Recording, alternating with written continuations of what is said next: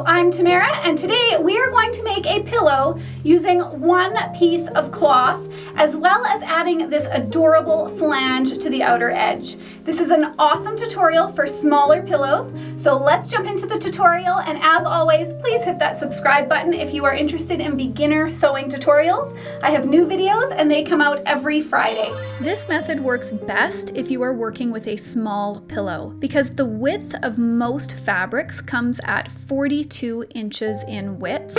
So if you are working with a larger pillow, you will not be able to buy a ½ meter of fabric and get away with wrapping the entire pillow around. You will end up needing to buy a lot more fabric. Now, if you're doing this with 2 pillows, then maybe it makes sense.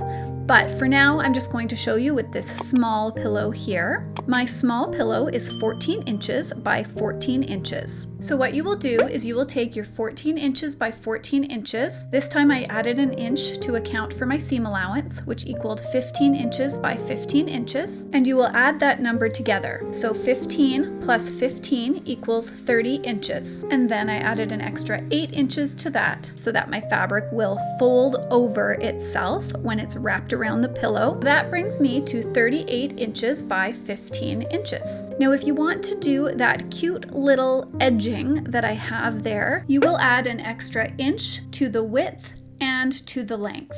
Once you have your single piece of fabric cut, then take both short edges and press them in a ½ inch and then a ½ inch in again, sewing along that inner edge. Now it's time to fold the fabric over and around. So measure the height of your fabric. For myself, it's 16 inches high. So take that 16-inch height and minus an inch for the seam allowance. So you will fold your fabric over so that it is 15 inches wide and 16 inches high.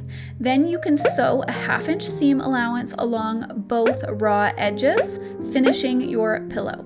Now, before turning it right side out, you will either cut along that edge with a pair of pinking shears or zip along it with a zigzag stitch.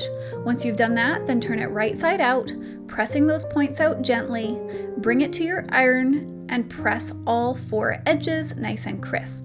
Now is the time when, if you wanted to do that fancy little decorative edge, you will sew around your entire pillow at a ½ inch seam allowance. I did this with a bit of a longer stitch to give it a nice clean look. I hope that you make that pillow because it is one of my favorites. But if you're not interested in doing that pillow and you want to do a different pillow, say just a normal envelope style pillow, a long rectangle one, I have a playlist that I will link in the description down below for you that has all of my different pillow tutorials in it. So I hope that you will check that out. And as always, I hope that you guys have a wonderful day and I will see you next time. Bye for now.